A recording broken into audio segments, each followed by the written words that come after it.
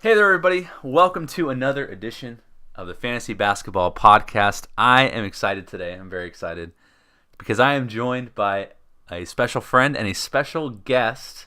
First time on the show, the defending champion, Ben. What's your middle name? Meta? Stop it. It's not. No, I'm not even kidding. No. So Meta World Peace over here. Seriously? Meta World Ben. Meta.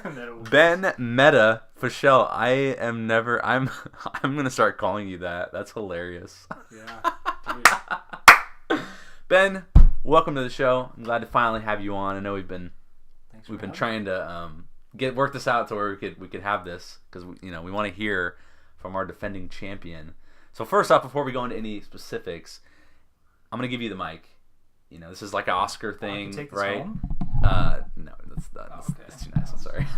That'd be the prize. No, I'm just kidding. You already got your $260, which is still sitting in your account. So this guy doesn't even know that he has $260 still just sitting in his PayPal account. He actually thought I hadn't paid him, and I was like, whoa. I pay everyone. Like I'm very adamant about that. So we look at PayPal, and there's $260 just sitting in his account that he forgot about. So this guy's just made of money over here, doesn't? What's $260? It's like chump change to him. Anyway, Ben, take away the mic. Thank anyone you want. A message to the league, brag. I'm gonna give it to you. Go ahead. Well, first of all, thank you, Tim, for having me. This is pretty cool. I don't think I've ever done a podcast before with anybody, but Really? I've always wanted to. Like, I listen to podcasts a lot, so I'm like, it'd be cool to be part of one. So, I would say thanks to you guys for a sweet season. Like I never thought I'd like fantasy. I think I've always viewed it as just this kind of annoying obsession some of my friends had. I remember always trying to get you in it. So I'm like, Ben, you would really like Yeah. this. Like, give it a try. Oh, and then finally I got into it, and my first year was pretty tough. I had to learn some things, and then I would say to thank you again, Timmy, for just the style of your fantasy management, because that was kind of what I tried to emulate this year in my team. So Really? it worked out really well. And yeah, you guys are just great sports, and I think you guys love doing this. Otherwise, you wouldn't be continuously doing this. Yep. Which is agreed. good to have. Like, it's not just some little side thing you don't really care about. So that's what makes it fun. And so looking forward to another season. So it's coming up real fast. Anyone you want? Oh, I guess you thanked me. So for helping you win your title. Yeah. So I gotta think get a cut from it. So no. I think what I'm most interested in, and I'm sure our league member listeners right now are interested in, is you went from, I don't know if you finished last It was like your first year. second to last or something like that. Yeah. Second to last. You went from worst to first in a year. Yeah. Right? That doesn't happen. Yeah. That doesn't happen in our league. Usually it takes time for someone to, well, unless you're me, I won the first year, but no, who's bragging? Anyway, so just walk us through what did you learn from your first year that you made changes to that really allowed you to make that big of a leap? I'd say I fantasized too much about what I thought like being a GM or something would be like. So I thought, like maybe I'll get to know these guys, but that doesn't happen. It's a fantasy league, right? Like these guys don't even know you exist. These players, right? You're just, you have them on your fantasy team, right? So I thought like maybe I could believe in these guys, give them a chance to recover from a bad game. And I think the first year I was really hesitant on every move. So I think trades, dropping guys, adding guys, I just wanted to keep my team. And I think a lot of it too was like I wanted to have my main draft guys go as far as possible. But usually, that's just never how it goes. Like you gotta let go of some guys, because if they don't produce, like this is just fantasy basketball. It's not like you're friends with these guys. So Right, I'm not gonna right. get hurt over all of it. So it's kind of I would say that was the biggest thing I learned, because you had, I think on average, like I don't know what you guys did in your other previous seasons, but I think your last season you did at least like 40 or 50 moves. And I feel like I usually lead the league every year in pickups. Yeah, seems like that, right? I'm almost too far on the other end where I don't give guys enough of a chance and I ditch them right away. And then players sometimes take time and they'll be good later and I'll be like, like I'll see so many players on good teams that I'm like, why not I just give that guy a little bit longer of a rope? Yeah. I just cut him. So I'm almost on the other end of the spectrum where it's almost too much, where I have to like dial it back and actually be like, okay, I know this guy sucked for a week, but like I'm gonna believe in him a little longer. Yeah. But you gotta find, you gotta find that balance, right? Yeah, you were on too far on the other end where you were like, I'm gonna trust him till the end. I'm on the other end where I'm like, one bad game, I'm like, you're gone. So you gotta find that nice middle balance of like giving those guys a little bit of chance, but then cutting ties when you need to. Yeah, because I think I had Jamal Crawford that first season, and such a one-dimensional player, right? And I kept him probably to the end. I don't even remember dropping him. So it was just that was a really bad first year. But I think I picked up a lot of things midway. Didn't really emulate them in time, and then I think this season I was like, I'm gonna drop guys right away. And I almost dropped people like Wade, and I want to say I was kind of surprised you didn't drop Wade, to be honest. Yeah. I was like, he should probably drop Wade. Ryan Anderson. Although he did have like some good stretches. Yeah. Where I was like, he did. Wade, like whoa. It was towards the end. It was towards the end that I'd like, why does he still have him? Because that's when like they weren't playing him as much, and they're kind of saving him for the postseason. Yep. But then obviously it worked out for you. I mean, he won the title. Had a couple of flashback, like old D Wade games where it was like 20+ points. A couple of steals, like a block, rebounds, and it's just like, wow, this is kind of why I had him, because I know he can still do that. It's just, you might have to wait 5 games. Stash him on IR, pull him off for a game, put him back on IR. I think I did that for a bit too. I put him on IR or something like that. But yeah, no, I really thought my draft this year was going to be, I guess, mediocre. Just looking at everyone's, teams as it was all cemented on that first day. So it's kind of weird, but I think in the end, like, I wanted more rebounds this year and more points than last year, so I definitely got those with LeBron, Lillard, DeAndre. It was just like DeAndre. We were just talking about that earlier. Our finals matchup, I saw that DeAndre had 8 starts that 2-week span, and I was like, well, there goes any chance I had at rebounds. Might as well give up that pursuit right now. Yeah. That guy's gonna like average 15 a game for 8 games. Yeah. So. Yeah. Now, do you remember who? Obviously, I remember our matchup pretty vividly and our kind of battle back and forth, and we've talked about that. But who did you battle in the first 2 rounds? And I can't remember if it was close. Were it blowouts? I'm not sure recall. I'm not sure if you do either. It might be kind of hard to pull that up at the moment. I forget who I played first. Maybe it was it Scott? I forget. I know I played Armin right before you. And that was a tough matchup too. I think it was pretty similar, where we're pretty evenly matched, and it was going to be like 1 or 2 categories that was going to decide it. So, like, for us, it was definitely defense. It was steals and blocks. Steals came and right blocks. down to that. So, yeah. Because you ended up winning, what, 7-4 against me? Something like that. It was 6-5 or 7-4. I think you won both steals and blocks. Yeah. And then maybe one other one that was close or something. I can't remember. Yeah. We should have looked at it before. Yeah. That's this is all just I'm just like, top of our heads. Bunch of maybes. Now, you're the champion, obviously.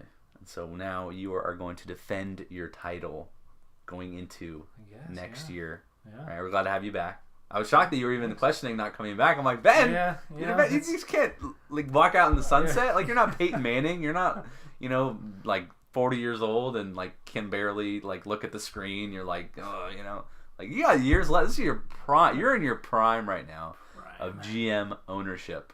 Okay, so tell us, going into next year, is there anything you learned from this past year, being a champion, that you're going to bring into this next year? As far as anything different that you haven't already mentioned, if you can think of anything off the top of your head. Anything different?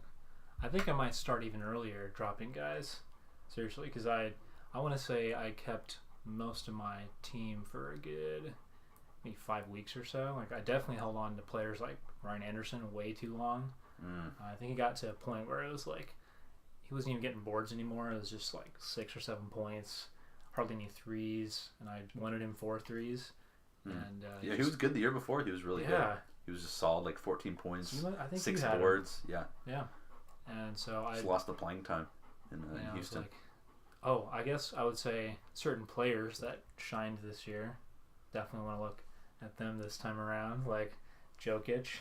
That's Dude, right. We were talking about that. You better, if you're eyeing to man. draft Jokic, you better watch out. Ben might be taking him kind of. You know, Or might be is he bluffing. is he a first round pick? Is Jokic? I think he's like He could be a borderline first Could rounder. be. I could see that. Like depending on, I don't know. I could see a lot of people just having doubts on some of the main guys that you'd pick. You know, maybe they might wait for the second round. So I could see him squeezing up there. I wouldn't be surprised. Now that I think about it, because I hadn't actually like thought too hard about him, but it being the assisted turnover being the extra category, the 11th category this year. Mm-hmm. I mean, he's an assist monster.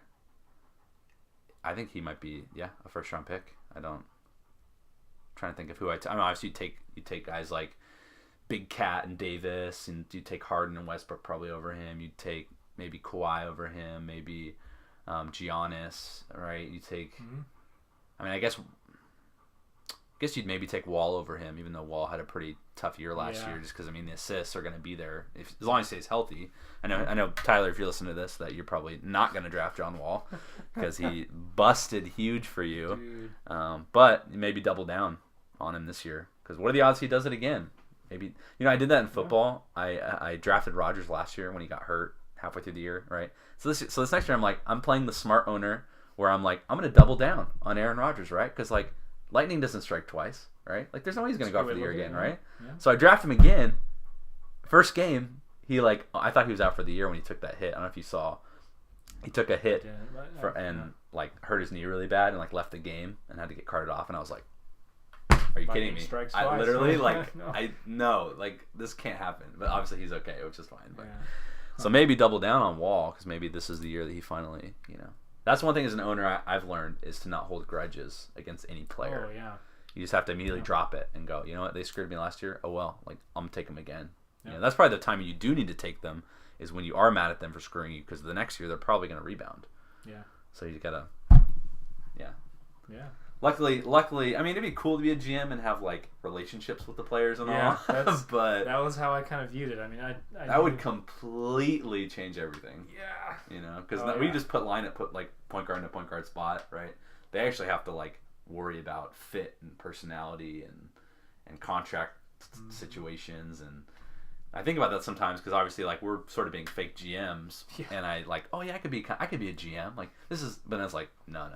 We're just like, looking at numbers. We're just looking at numbers. We're just putting people in the slots. We're not like dealing with personalities and like people with families and people with like don't like playing with this guy or that guy. Like that's a whole other world. That's reality right there. Yeah.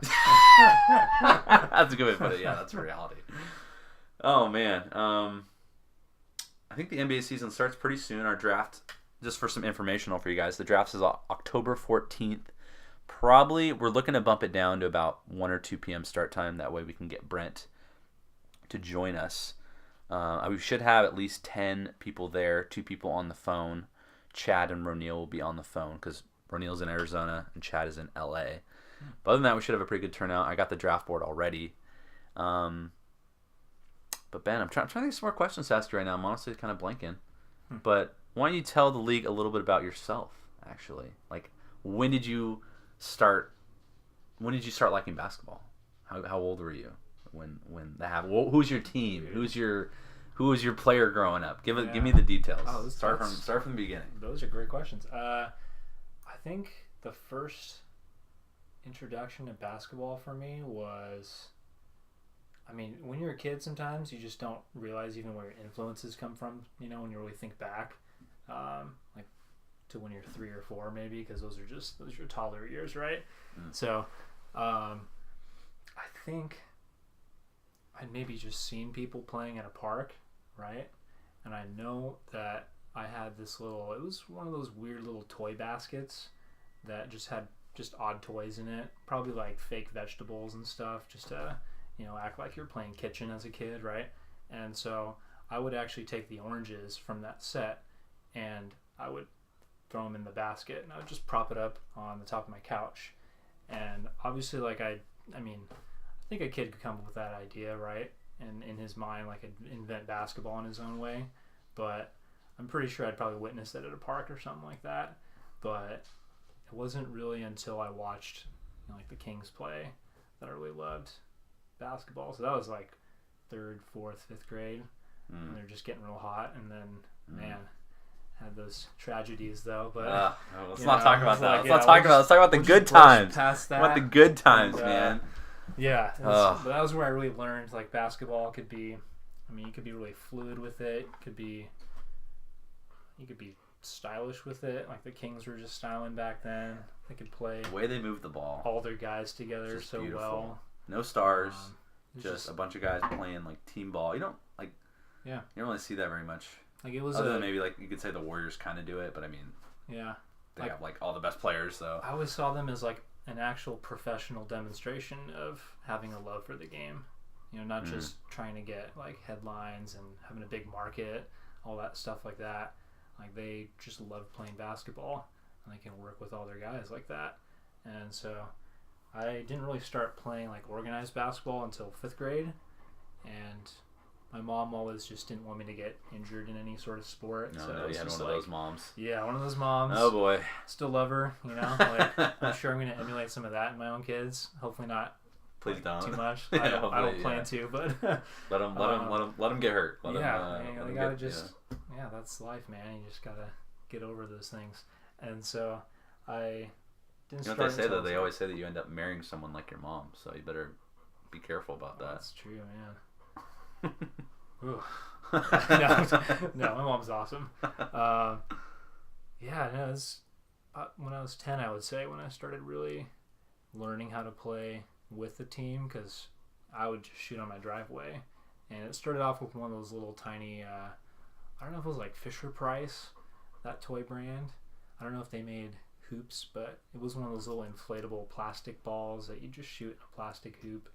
And so I'd played on one of those from like 7 years old through maybe 9 years old, and then that was when I finally got like an old like Huffy Sports hoop for like $85 or something like that. Flimsy backboard, but you couldn't really practice a bank shot at all. But I could at least do some layups and just kind of get like a free throw going, and just really get that shooting motion down. And so you got that shooting stroke too. Yeah. For those of you who haven't played basketball with Ben, he's got a nice stroke. It's pretty to watch, I must say. I wish whatever you developed, I somehow realized that and developed that, but I didn't. I cannot. My shooting's a lot better than it was, but nowhere near as fluid as yours.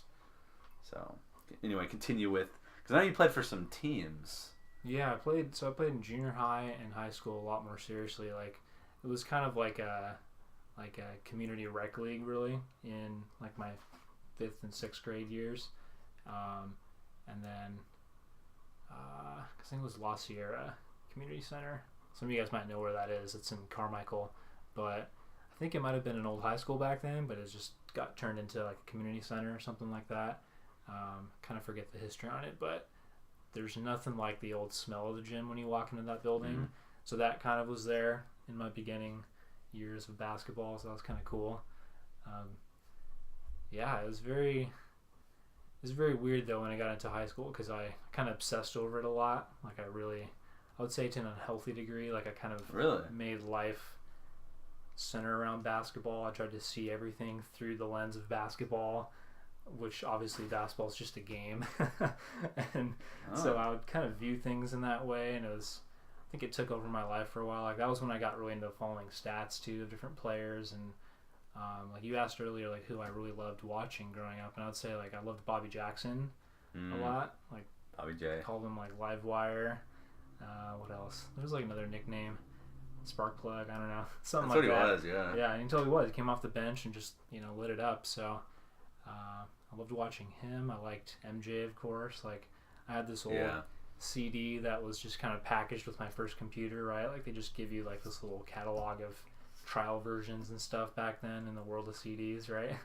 And so there was this it was like a basketball encyclopedia put onto a disc, right?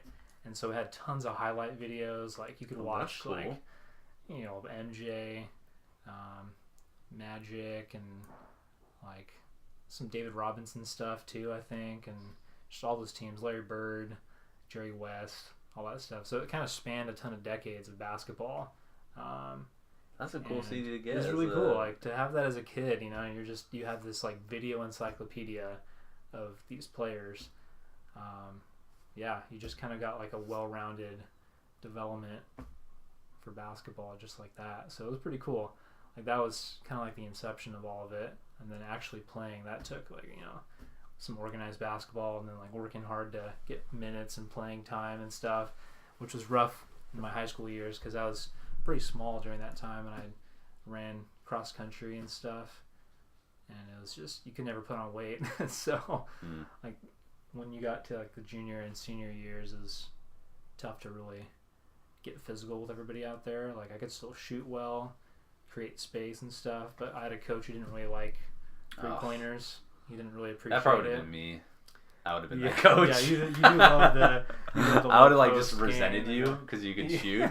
But that probably would have been me. Like I would just like Steph Curry. I didn't have a shot like that though, where I could just create it off the dribble, but I could always just set up shop and just drain shots. And I think it was also because of my driveway. Like it was very limited. Like I couldn't actually have like a full 3-point arc around it. Like I could shoot lots of side threes, like that actual distance, but the straightaway, like had my neighbor parking their car there, and there was like a strip of grass in between. So you couldn't quite, you just made it work, right?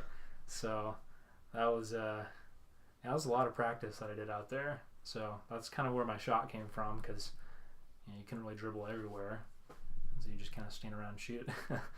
And there's probably still a spot there where it's on that grassy strip where you would have like the distance to a free throw line, and it's still just dirt because I dribbled so much in that one spot.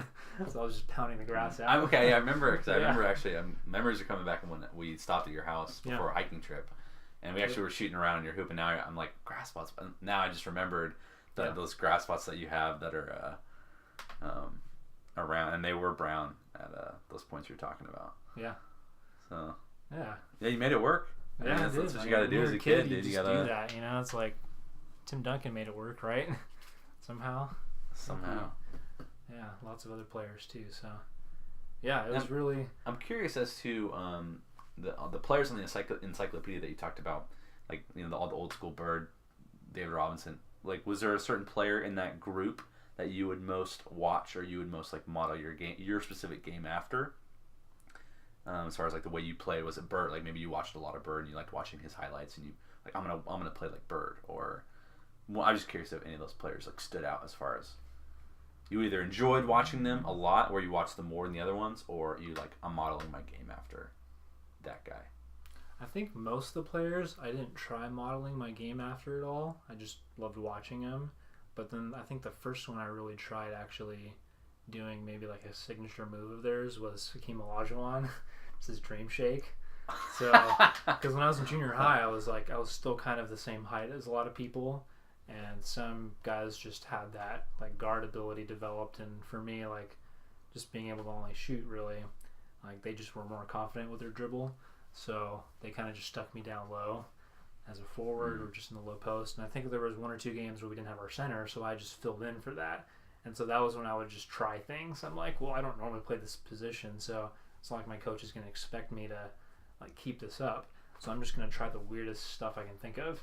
And like the dream shake, I mean, it's not that weird. It looks different than most people's moves, but like it works so well. Like you kind of fake them in 3 different ways. Like you can just stop midway and just float the shot, or you can just do the full dream shake. Did you pull it off in a game? I've pulled it off in pickup. Like, yeah, it was. I think I just moved slower back then too. Like it wasn't until I did a lot of jump training in like high school that I got quicker and could actually do a lot more moves. But yeah, it was kind of fun trying some low post stuff. But I don't think I really tried modeling even my shot too. Like it started out really low, kind of where my hip was. Because when you're younger, you just don't have the power to. You got to just kind of like you almost got to like I see kids they like just fling it almost your body into it and stuff. So like I could shoot long shots, but as I got bigger, like I was still doing that, and I had coaches tell me like try to bring it up higher and stuff, and so it was more of them kind of giving me some tips. But then I think that's my excuse. I never had coaching, so That's my excuse for why I can't shoot. Yeah. No one ever coached me. And so, I mean, they coached me for a bit, and I still kind of kept like a set shot where I'd kind of launch all in one motion and shoot. But then when I got into more pickup, post high school, where I just kind of played more for fun, I didn't worry about getting minutes and pleasing a coach or anything like that, and just kind of back to the love of the game really. Like that was when I kind of developed more of a jump shot, so that was kind of cool getting that down. But yeah, and then I think over time I've noticed it's a bit like Klay Thompson, maybe Ray Allen a bit, because it's a pretty quick release. So you're like shooting like Klay Thompson and Ray Allen, huh? No, like yeah, no big deal. My shot's kind of like, I don't know, like two of the best shooters in NBA history. Like, no big deal. No, just the form, I guess. His shot is actually really that good. So it's like the mechanics they're pretty similar. So, and then I did love when sometimes Wade would do his little two-step. It's not like he coined it or anything. Like it's the Euro step basically, but he was really good at working that into his game. So I tried doing that once in a high school game, and my coach just pulled me out. What? Because he thought it was a travel. Like it just wasn't like a big thing yet in our league, and it took people like Ginobili and Wade to really just make it like a recognized move. Like I don't know if referees in the high school. Wait, did you get called for? I got called for a travel, yeah. And I didn't even do the full Euro step. I literally just took a step, kind of like you probably see Russell Westbrook do, almost like this really, what would you call it, like spazzy, like side step to create room and then like float a layup or whatever. And so I did that, and I was going to do a two-step, but I could already see the ref just like blow his whistle, so I kind of stopped midway, and I'm like, what? And it was just weird. So I never really tried it much anymore until pickup again, when you can just kind of do what you want. But so it sounds like your coaches were pretty like, they were really just old would school. Pull you like one mistake, they pull you. Yeah, they were really old school. Oh, that's terrible coaching. It kind of, I think that actually, in a good way, I think it killed my like obsession for basketball. Like it kept it from staying unhealthy for too long. Because as you get older, like you got to make time for other things, right? And so, like that came at a perfect time because college, it's like, oh man, like those classes were brutal, and I think it was good to just simply play basketball, pickup style, and that was it. No other pressure, just have fun, and like get to know some guys through it, and yeah, just do it for the love of the game. So it's like, I don't know, I don't hold anything against my coach. Like I always asked him like, what do I need to do for more playing time, all that stuff, and he'd say play better defense, and I did that, and it didn't really work. I think he just didn't like my three. So what a jerk, dude! Yeah, I'm like mad at this guy for you right now. Yeah, like, I mean, he had even his son too, which is like his son coached a bit too. Sometimes was assistant coach in some of our practices, and even his son, which obviously is like another generation removed at least, right? Even he loved like playing an old school way, and like would call like a three pretty much like an unorthodox shot. I'm like, that's just the way that comes off right there. I was like, who says that, right? Man, I feel bad for you, Benny. I feel like you're just bad timing with like you were the future, but they couldn't see it. They were blind. They didn't realize the 3-pointer, what it was going to become, and you were already like there with that. Yeah, you were the future, but you just can't. You're just a little too early before people could accept the 3-pointer. Yeah, I probably would have been one of those people too, because I've always hated the three. I'm warmed up to it now. I get it. Yeah, I don't like missing him, because then I think, wow, that was just a long shot, a low percentage. Why did I shoot that? Could have been just ingrained from those experiences, but it was like, I shot him in junior high. Like I had a coach he was probably like too passive of a coach. He just kind of let us do a lot of the things we wanted to do, but I think that actually helped us develop ourselves. So that was back in junior high, and that was when I kind of played all positions, because whenever someone would be out, like I was saying earlier, I'd just take center, and so like we could shoot threes. Like he didn't say no to that. He wasn't gonna be like, oh no, that's not what we do in this. I mean, I would hope that as a coach, I would have like the awareness, like the self-awareness to be able to like, even if I didn't like the three, just seeing you like, wow, he makes a lot of them. I think I'm gonna let him do that. Yeah. You know what I mean? Like, I don't know. I would hope that I would have some semblance of like open-mindedness to where I'm like, I don't like it, but I mean, damn, it's successful. So like, Yeah. I'm gonna have you do it. Yeah. I want to win the game. You know. I just remember his plays though. They were always centered around the post guys, and the only one play I think he had that could work threes in, he called it 4 out. And I'm sure like other coaches have something similar to that, but you had the guards just really spread out, the forwards spread out, and you had one center down there that would just kind of work the key without staying too long in it. And you would mostly drive and kick, but you would never really look for an open 3-point shot. It was still just kind of it's a possibility, but we're still not gonna like be too acceptable of it. So it was weird. Like we had a couple people that they were just ballers at our high school, right? Like in PE and stuff. Like they had destroyed the players that would actually be on the team, but they would usually get cut. And you kind of knew why, because their playing style just didn't fit with the system.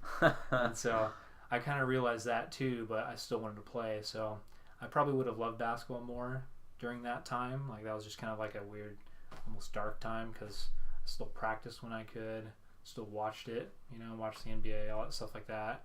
But I just couldn't really take it to the court in the way I wanted. So it's kind of annoying.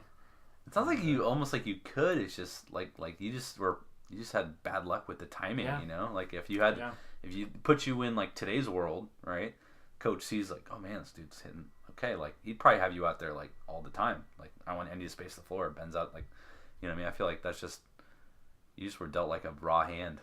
Yeah. Of like just bad timing with that. Yeah. It sucks. It kind of reminds me of my high school experience too with soccer, because like not in the way that I didn't necessarily have something futuristic that the game needed, but I didn't really get to, it was I referenced that dark time because I feel like it was a dark time for me, just not getting playing time in high school and being frustrated I couldn't like play. So I'm talking about soccer, not basketball, by the way. I didn't even make the basketball team. Wasn't tall enough, so I already knew that wasn't gonna happen, and I wasn't good enough either. But soccer, I had the same experience where I didn't get to play, and it considered a dark time as well. Yeah. For me, so.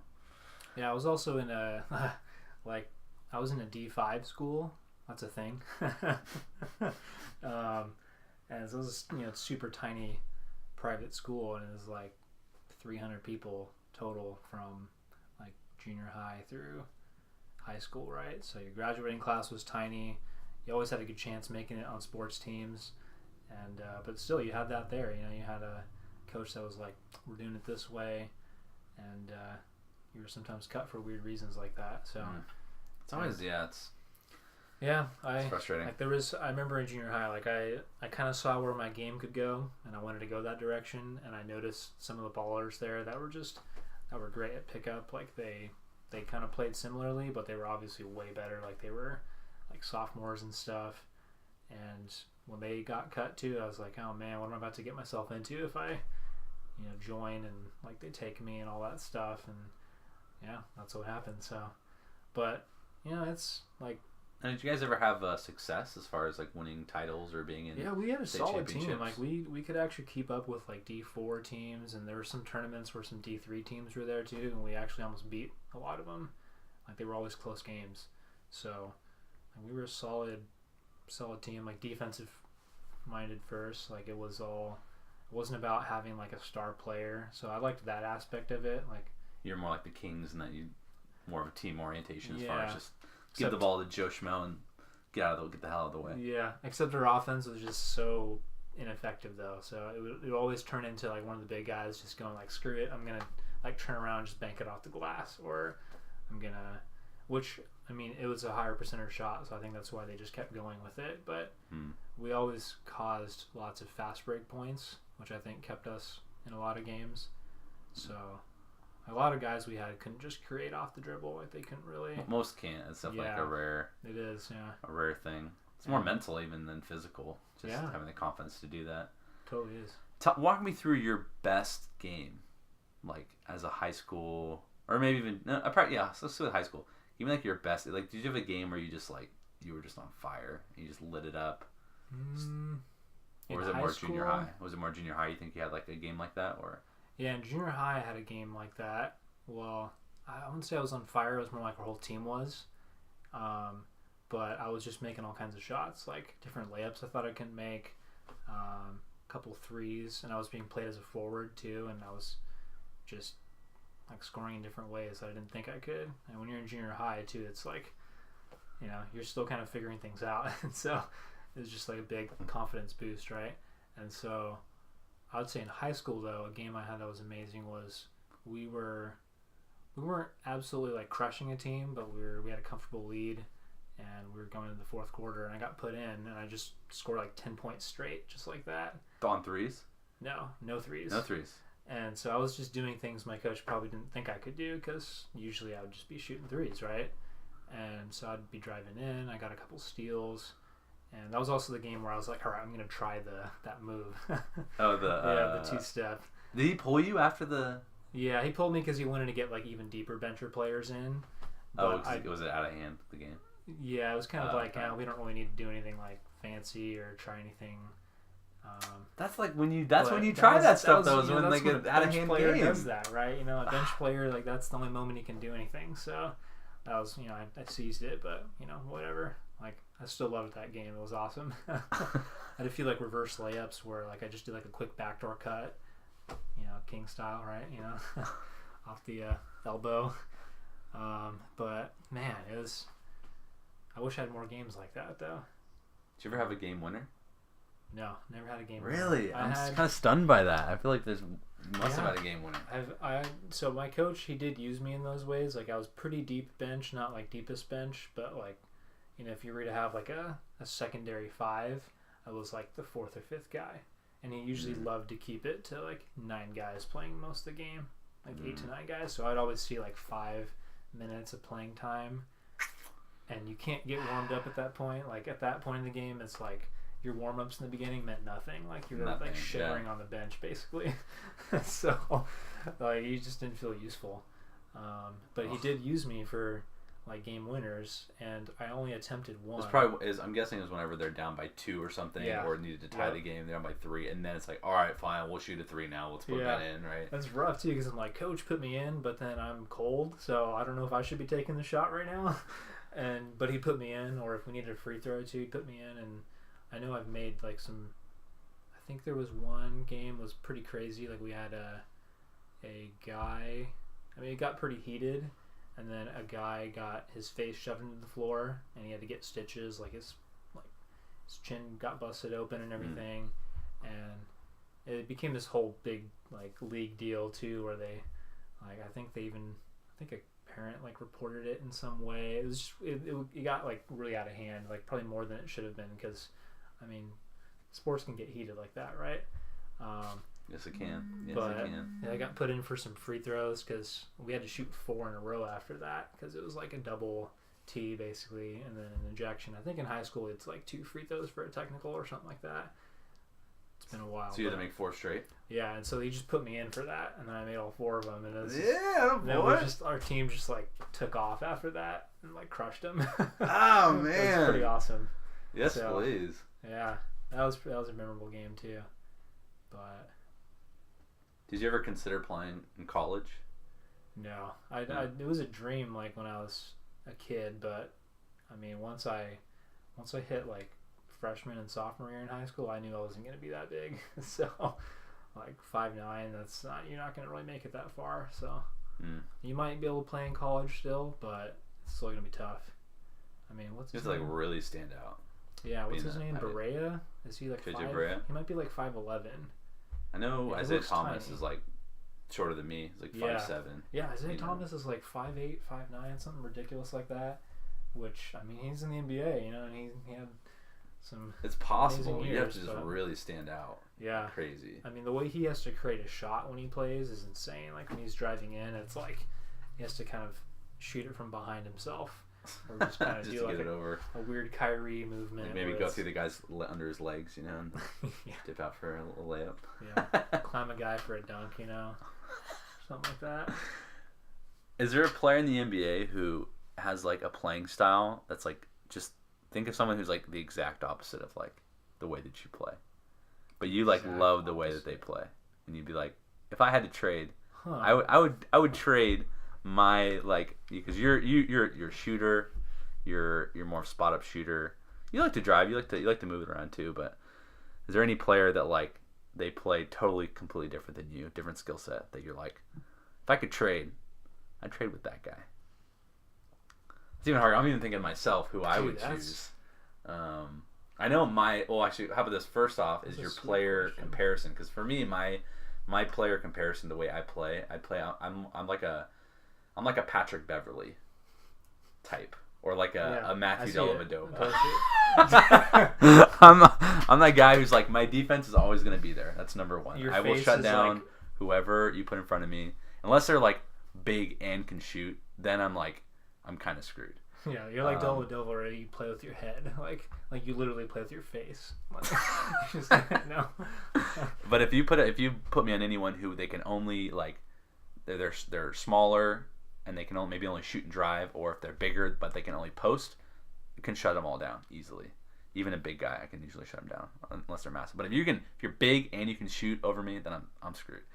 But my defense is always there, and I'm scrappy like Pat B and like Dellavedova. I'm a gamer. TB. So I'll scrap. I'll do whatever I need to do to get the W. And I'm also more of like a pass first kind of guy. Love to get everyone involved. I love to like set people up. I'm developing my shot. My shot's a lot better.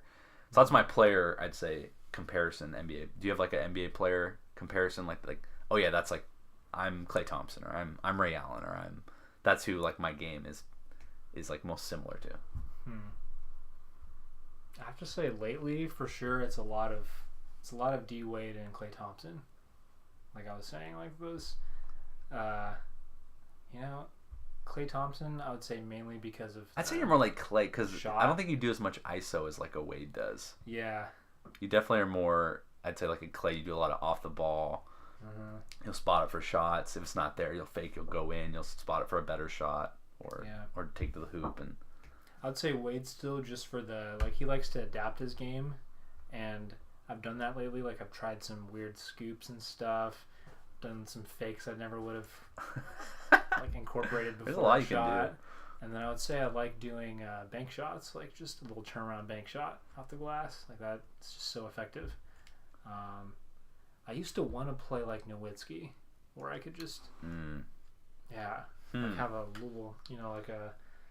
But you got to be tall like that. Yeah, you got to can just arc it like that, and then take one little baby step back, and then just stick a leg out, and his signature shot. I've always wanted to be like a really good passer, though. Like I've always wanted to be like a Steve Nash. Yeah, I was just thinking of like could I was thinking of a never see player it, that I though. would want to be. Like I don't really have their skill set, but I would want it. I would want like Jason Williams' skill set. Oh man, yeah. I would love to just make like just lights out, beautiful passes to people like that. Yep. Just I'm literally getting goosebumps as I'm describing and imagining myself just making the type of passes that Jay Will makes. Like Dude, that would be cool. Or like Steve Nash is another great example. Like efficient, moves the ball, gets everybody involved, like takes good shots, very careful with the shot selection. Like that's like I'm very like efficiency driven. Yeah, he's a handsy guy too. Like he'll get everyone high-fiving all the time. The leadership quality too. Like he's just a great guy, and I always liked watching him play. Just when he was with Amari, he just had a great connection. Oh man, it wasn't for that suspension, they might have beat the Spurs in that series. Maybe. And maybe Nash gets a ring. Why doesn't he have a ring? Dude, seriously, Frustrated. It was one of the guys I wish got a ring before he left the league. Just tough, but Steve Nash is definitely up there for one of the guys that I wish I could play like. Which lately I've been trying to look for different passes, like doing fakes and then being patient on the guy down low. Maybe he's still trying to get position, right? It's definitely something to work into a game. I've noticed when I'm playing, if you give me like a good jump shooter, like when I'm playing with you, or I was playing with the like pick up with this guy who was like a good shooter and like would actually move, not someone who just stands. Like me and him were like, I think I must have had like 5 assists to him, all on like jump shots, because I would create the dribble, I would drive, get him a little sucked in, and then like I would kick it to him, and he would be moving, so like I could hit him before, and then he'd be open enough to shoot, and like I click really well with like, put me with a good like mid range shooter, like it's money for me. I'll just be like looking for him all day. Just let me suck him up first, and then I'm popping it to you. some set of screen for you, popping off, bam, hitting you for a jump shot. Yeah. So I'm excited right now. I'm like, I want to go play some basketball right now.